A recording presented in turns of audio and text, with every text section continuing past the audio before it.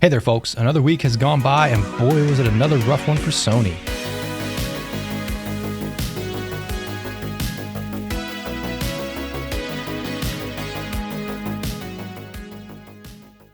Welcome back to The Weekly, where we spend some time looking at gaming and gaming adjacent news. Let's get right to it. Square Enix has announced a new round of layoffs. This comes on the heels of Square Enix reporting that profits were down 69% this year, fueled by around $140 million in losses over canceled projects. On top of that, even Final Fantasy VII Rebirth, despite being the fourth best-selling game in the US this year, has seemingly underperformed. Industry analyst Matt Piscatella has provided context for this by adding that sales are down by a double-digit percentage when compared to Remake over the same period. This has led to Rebirth being 14th in overall sales when compared to the rest of the franchise in the US, even losing out to Final Fantasy XVI by double-digit percentages. Which it should be noted that last year it was reported that even Final Fantasy XVI didn't meet Square Enix's sales expectations. Now, whether or not Square Enix had reasonable expectations for these sales is up for debate, but this is the reality companies like Square Enix have helped to create. In the world of stocks and publicly traded companies, the goal is infinite and unceasing growth. If that sounds absurd, that's because it is, but by law, that is the purpose of a publicly traded corporation. And since Square Enix didn't achieve the impossible, they've got to recoup those costs from somewhere, and what's the easiest way to do that? Firing a bunch of people. In this case, Square Enix has announced plans to rebuild overseas business divisions from the ground up.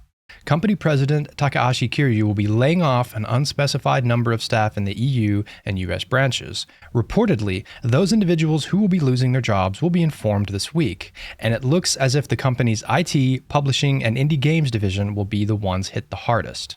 And yes, that means there's a good chance this will include FutureLab, the developers behind Power Wash Simulator. Aside from the depressing reality of lost jobs, there is one potential upside to Square Enix's new business plan. And I say potential because depending on your attitude, the next part is either going to infuriate you or make you cheer. This plan includes what the publisher says will be to aggressively pursue a multi-platform strategy that includes Nintendo platforms, PlayStation, Xbox, and PCs. Now, I understand if you're neck deep in PlayStation's ecosystem, you may feel a little betrayed by this move. And while I understand it, I can't fathom why anyone would favor games exclusives over more inclusive releases. I'm already seeing anger from the PlayStation crowd that looks just like the anger from the Xbox crowd a few months back when Microsoft announced more multi-platform releases of their own. It's a wild time to be a console gamer, but for the PC crowd, these moves are long overdue. It's just too bad we've had to lay off over 10,000 games industry employees to finally reach what is a no-brainer. Release games on more platforms, make more money. Of course, this move is definitely going to be something of a thorn for Sony to deal with. There's no denying that games like Final Fantasy and Kingdom Hearts are console sellers, and Sony definitely isn't going to be pleased that these franchises may now be releasing elsewhere. Of course, there's no confirmation that will happen, but given Square Enix's stance, it seems quite possible. In other Sony news, they've announced the replacement for Jim Ryan, the previous CEO of Sony Interactive Entertainment. Somewhat surprisingly, there will be two new CEOs, Herman Hulst, who takes over the PlayStation first-party development and overall PlayStation IP direction, while Hideki Nishimo will lead some facets of the console business, PlayStation Network, and other third-party aspects. Both Hulst and Nishimo are longtime Sony suits, so I wouldn't expect any massive shakeups, but let's see how having the job split in two plays out. Surely it won't result in any weird job overlap that causes confusion among employees, hopefully. Last week, we covered the orbital barrage that Sony took from the Helldivers II community after the PSN account linking fiasco. And even though Sony walks back on the, to put it mildly, unpopular requirement, the storm they stirred up hasn't completely abated. Aside from just generally blunting the amazing positivity surrounding the Helldivers II community, the move has also called into question the validity of requiring a PSN account at all, considering the widespread unavailability of the service. After 3 more countries were added to the 177 already delisted from Steam, Arrowhead CEO Johan took to Discord to reassure players that the 3 added country restriction was an administrative error correction. They should have been part of the original restriction, and it was noted when the restriction was put in place for Tsushima. Johan is of course referring to Ghosts of Tsushima, which is set to release on PC this week, May 16th. Just as Helldivers II had its game unlisted from all countries where a PSN account is literally impossible to create, Ghosts of Tsushima received the same delisting, presumably because Sony doesn't want to experience the backlash again. This time, however, it isn't just the countries being removed from sale, but those who had already pre-ordered the game inside unsupported countries began to receive automatic cancels and refunds, not only from Steam, but from the likes of Green Man Gaming and the Epic Games Store. However, Johan went on to say that this was noticed and executed independently by Valve. But the phrasing here is a little confusing. Did he mean this newest round of restrictions were noticed and implemented by Valve? Or was he saying it was Valve who overall implemented the restrictions by pulling the game off the shelf? This confusion has been seemingly cleared up by a Steam rep replying to a community member who had reached out for clarity on the unfolding situation, with the rep saying, "This game is not available for specific regions as decided by the publisher." So, was it Steam or Sony who pulled the plug? At this point, it seems Sony were the ones to make the decision to shoot themselves in the foot. It's also clear that no one knows if or when the removed countries will ever see the games added back to Steam, with Johan going on to say it doesn't look positive.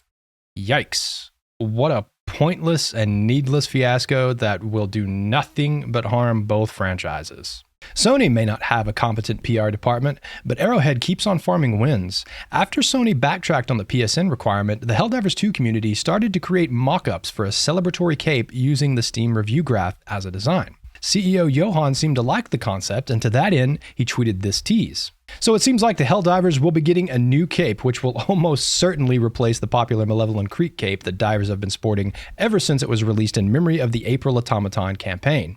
I know I'm absolutely going to be swapping to it just as soon as it comes out. In other Helldivers news, the modding scene is enjoying a new Star Wars mod that swaps some Helldiver armor for the classic Star Wars clone trooper gear, thanks to modder Toasted Shoes. But more than that, the mod redesigns the automatons to be the Separatist droid army, as well as changing the extraction shuttle into a Star Wars transport. While the entire mod pack is yet to be released, you can find the 501st Trooper armor over on Nexus Mods. Do be warned, however, that playing with these mods could potentially earn yourself a ban if the anti-cheat mistakes the mod for some sort of cheating tool. Mods are not officially supported, though CEO Johan has said they have no intention of coming after modders themselves, provided, of course, these mods don't start providing advantages to players. Johan also took to Twitter to answer a question about collaborative events after fans began to show their support for the budding mod scene. In a reply to a user who had said, "Imagine a Predator live event, hunted by them, etc., rewards Predator armor." The CEO said, "Imagine if there was a Predator-like alien species in the Helldivers universe that were exiled from the galaxy that were planning revenge." This being a not-so-subtle nod towards the Illuminate, a Helldivers 1 faction that many players have been anticipating being eventually added into Helldivers 2. Though nothing was confirmed, of course, it does seem only a matter of time before the Illuminate return to do battle with the hardened Helldivers. And lastly, Sony announced this week that Helldivers 2 has sold over 12 million copies in just 12 weeks. Hot damn. What an achievement indeed. Here's to hoping that Sony keeps their nose where it belongs. But hey, if they don't, I'm sure the Helldivers will show them the error of their ways yet again. Hey there, time for a quick little add-on. I wasn't sure if I'd be able to check out Ghosts of Tsushima this week, but it's out now and early reviews are looking pretty promising. Considering this is a Nexus port, I'm not all that surprised. Just a day after release, the Steam database has concurrent players surpassing 60,000. This makes it Sony's fourth best PC release in that regard. So it looks like the PC version will probably live up to the expectations that the PlayStation release set. Every bit of good news is welcome these days. Cheers, now back on to past Leebs. Square Enix may be struggling with their financials, but Ubisoft is sitting pretty with a reported 26.8% growth in revenue year over year, while net bookings reached a record high, up 33.4% thanks to 34% increase in digital revenues. I guess not having to pay those more than 1,700 employees you laid off is working out. Yay. Ubisoft also released the first Assassin's Creed Shadows trailer this week, and it was fine, I guess. I don't know. I'm really bored of cinematic trailers. It looked cool. I like the setting. Where's the gameplay? I mean, I don't really expect it to be substantially different from any other Ubisoft game, but confirming that would at least be nice. Oh well, I guess I'll leave links to the trailer down below for anyone who wants a pretty picture of what the game may or may not actually look like. On to some quick EA news. An internal investigation into misconduct at EA has just concluded. While official details are still scarce, a former Call of Duty developer, Robert Bowling, has seemingly revealed the reason and targets of the investigation. According to Bowling, who said in a tweet, and I quote, "The only thing necessary for evil to triumph in the world is that good men do nothing. For the previous 2.5 months, EA has conducted an internal sexual misconduct investigation into Jordan Adams and Matthew Angelari. Now, I won't be going into details of the allegations, simply because at this point, to my knowledge, no official charges or actions have been taken. And while I think it seems incredibly likely Bowling is telling the truth, owing to the fact that Bowling is the partner of one of the victims, and even claims to have hard evidence of the alleged behavior, I'm not personally comfortable sharing these sorts of allegations without a bit more concrete information. If you would like to know more details, I will leave links below for you to peruse as you wish. Let's see, we've checked in with Square Enix, Sony, EA, and Ubisoft. How about Microsoft? How are they doing this week after the fiasco that was last week? Remember when Sarah Bond gave the cringiest panicked non-answer of all time while displaying a graph of Microsoft's ridiculous growth in the background? Pepperidge Farm remembers. Microsoft was mostly quiet this week, at least compared to last. There are rumors that Mr. Microsoft himself, Satya Nadella, is pushing to open the floodgates on all Microsoft exclusives, which, let's be honest, was pretty obvious given the recent announcements surrounding console exclusives. On the newly acquired Activision side of things, it looks like a new studio, Elsewhere Entertainment, is set to open up in Poland to focus on a completely new IP altogether. Pretty cool, I guess, but not a lot of information there. The big news with Microsoft this week is that the next Call of Duty game is looking to be released on Game Pass. Now, after the Activision acquisition, this was pretty expected. With Call of Duty almost always being the best-selling game of the year, it makes sense that Microsoft would want to use the franchise's popularity to push Game Pass subscriptions. Of course, this will come at the expense of overall sales for the game, but it seems like the tech giant is okay with that, at least for this year. It's definitely an interesting strategy because Microsoft would love to get Game Pass on the PlayStation, and this may be one way to put pressure on Sony to capitulate. That said, it's incredibly unlikely Sony would allow this tactic to work. What's more likely is Microsoft is desperate to make the Game Pass model work in general, and plopping one of the biggest games of the year on its platform will no doubt assist. In some Microsoft adjacent news, Redfall, the nail that put Arcane Austin in the ground, will rise one final time before the studio is laid to rest. The game's final update is actually adding some decent features. Of course, when I say decent, I mean relative to what the game is and what it isn't.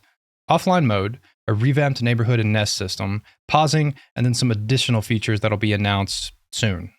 These updates aren't likely to bring a new audience to the game, especially considering that the entire studio is now shuttered, but at least the game will remain playable for those who have it in their library or for those who actually do enjoy the game. Moving on over to another industry mover, Take-Two released their annual financial report this week. Unfortunately for them, their net revenue stayed basically flat thanks to a nearly fourfold increase in net losses from 2023, up $1.12 billion to $3.74 billion, likely due to their acquisition of Gearbox earlier this year. Number crunching aside, the thing that most gamers will take away from this week is the announcement that Grand Theft Auto 6 is expected to come out next fall 2025. Along with that tentative release date, Take-Two also revealed that financial year 2025 will see 5 remasters or remakes, 2 new indie titles, and 10 mobile games. Those keeping track of Take-Two's release schedule will notice that 12 expected games are missing from those numbers. Company president Karl Slathoff had this to say about the reduction in releases. Our updated release schedule reflects the actions of our recent cost reduction program, through which we canceled several titles to focus our efforts and resources on the franchises we believe represent our best opportunities to achieve significant critical and commercial success. These titles did not include any of our core franchises and were not expected to materially affect our next bookings growth. Take-Two also clarified the state of Roll7 and Intercept games, which were rumored to be shuttered earlier this year but never confirmed. And when I say clarify, I mean they threw as much PR speak at the wall as they could, hoping something would stick. When GameIndustry.biz requested some actual clarity, Take-Two obliged with this non-answer. Our entire organization contributed to the cost reduction efforts, including Pirate Division. We focused our pipeline within Pirate Division and are still planning to support an array of titles. Additionally, the label continues to make updates to Kerbal Space Program 2. We will continue to opportunistically evaluate future projects that have the potential to meet our financial benchmarks. So, do Roll7 and Intercept games even actually exist anymore? If Take-Two actually knows, they sure as hell aren't telling. In some regulatory news, Poland has launched an investigation into digital gaming storefronts that they suspect are breaking their antitrust laws. While Steam and the PlayStation Network are obvious targets, the investigation will be looking into storefronts in general. The president of the Office of Competition and Consumer Protection had this to say in regards to why the investigation was started. The digital game distribution market is displacing traditional sales. Gamers are increasingly less likely to buy games in boxes, but are sourcing digital copies on online sales platforms. At the same time, we see that there may be restrictive practices by major players in this market. That is why I have initiated the preliminary investigation and have had 3 entrepreneurs inspected. We are currently reviewing the collected evidence. As we've seen with previous legal interventions in the EU, if Poland's regulatory body finds that their antitrust laws are being broken, there's a chance that any changes that these storefronts implement will trickle down to North America as well. I won't pretend to know the ins and outs of the EU legal system, but more oversights in these markets is always welcome in my books. NetEase Games, the developer behind Marvel Rivals, has had to apologize for a ridiculously stifling content creator contract. If you're unfamiliar, Marvel Rivals is a competitive 6 vs 6 shooter that is very much in the style of Overwatch but in third person and with Marvel heroes and villains. While the game is still in active development, NetEase Games had released a number of creator codes for testing and marketing purposes. Unfortunately for them, the situation blew up when former Overwatch pro Brandon Larned, more commonly known as Seagull, shared this bit of the contract on stream. And here's the non-disparagement clause that caused the outcry.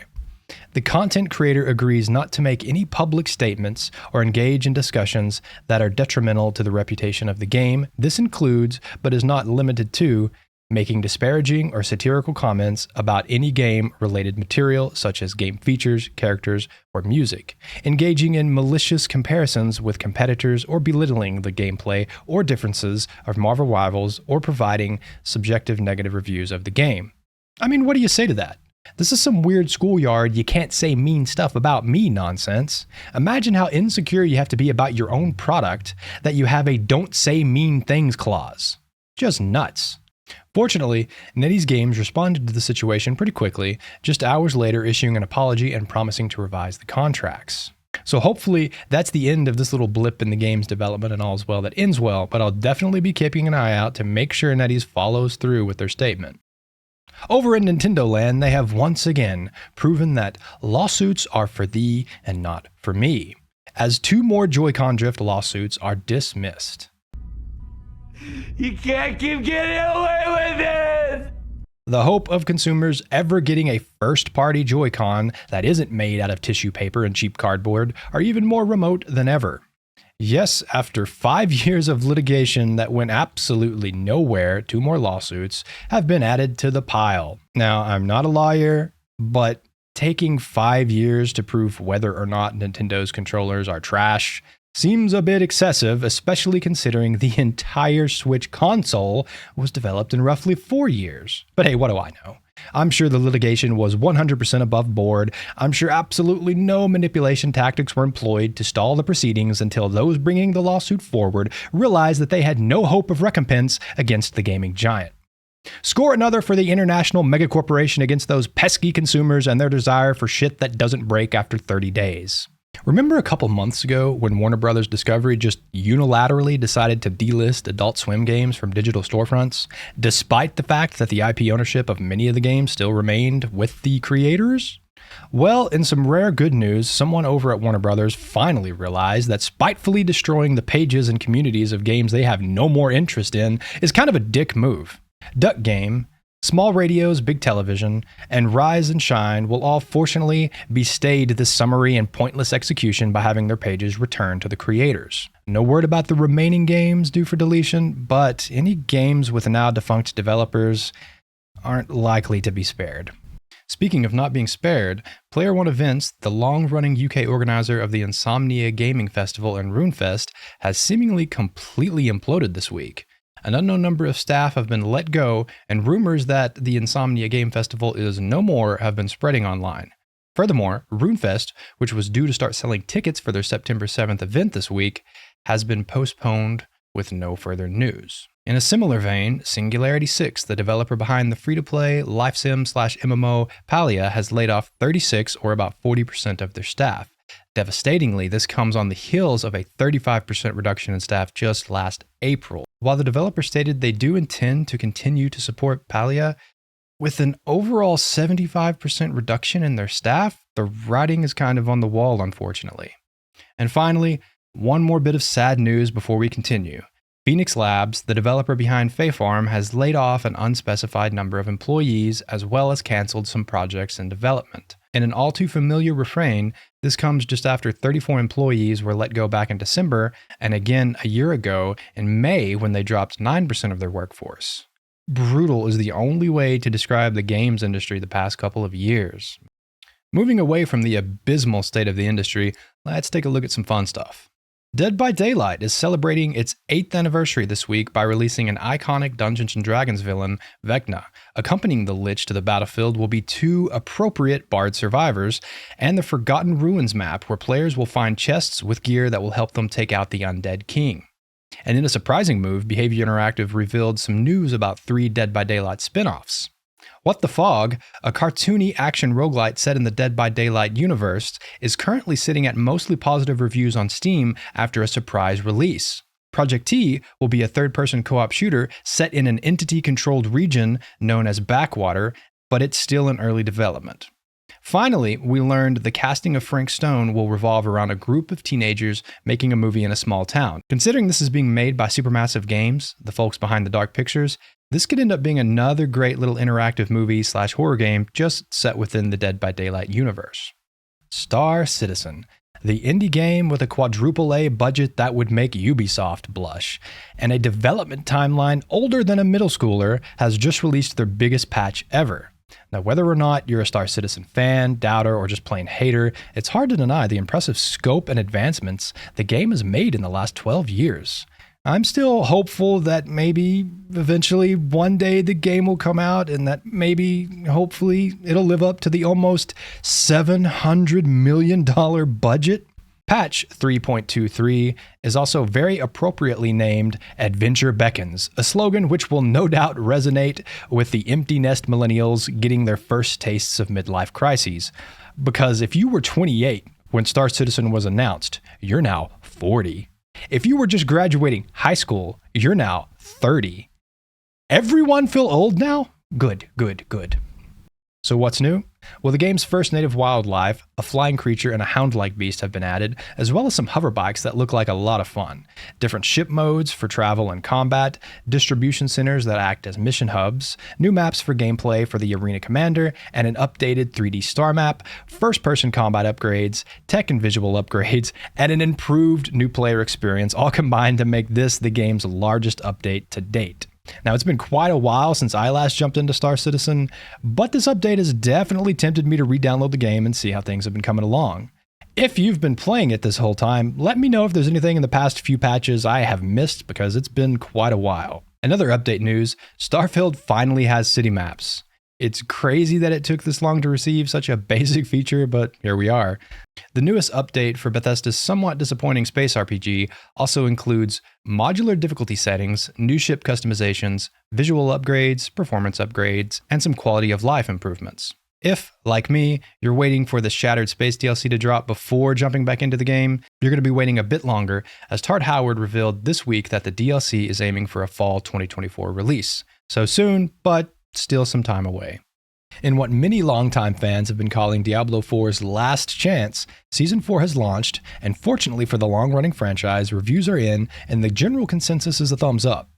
Loot Reborn, the name of the season theme, has players assisting the Iron Wolves, a longtime faction within the game's lore, and while there isn't a great deal of story or meaningful changes within the theme itself, it's the overall changes to the core game that are receiving positivity. From being able to level in Helldives starting at World Tier 1 to the in-game systems of the Pit and Masterworking, it seems like Diablo 4 is finally, a year later, approaching what everyone originally expected. There are extensive changes to a great many of the systems in the game, which I'm not going to cover all of them, but I will leave a link below to the full patch notes if you're interested. Hey again, this is another add-on I'm going to sneak in right here. Valve's next game has seemingly leaked, and it's an interesting one. On Twitter, Gabe Follower, a known data miner, leaked these details about the game. Deadlock, next Valve game, previously known as Neon Prime Citadel. Competitive third-person hero-based shooter, 6 vs 6 battle on huge maps with 4 lanes. Usable abilities and items, tower defense mechanics, fantasy setting mixed with steampunk, magicians, weird creatures, and robots, fast travel using floating rails similar to BioShock Infinite. Gabe Follower then went on to add that Basically, fast-paced, interesting ADHD gameplay, combination of Dota 2, Team Fortress 2, Overwatch, Valorant, Smite, Orcs Must Die.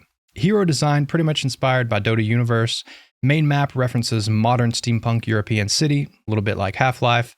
Initially, game had sci-fi elements inspired by Half-Life and Portal, but after bad feedback, dev team decided to focus on fantasy. A day later, screenshots of the game were leaked on Reddit, which is why I decided to go ahead and add this in here because it looks like this leak may actually have some legs to it.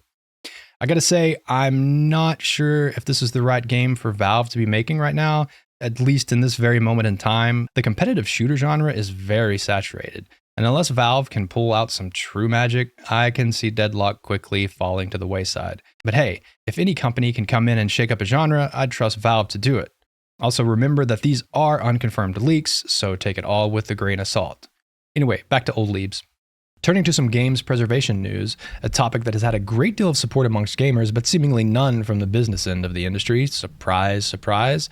This week saw the announcement of a new tool created by Mr. Wise Guy over on GitHub, which allows the recompiling of Nintendo 64 games into native PC ports.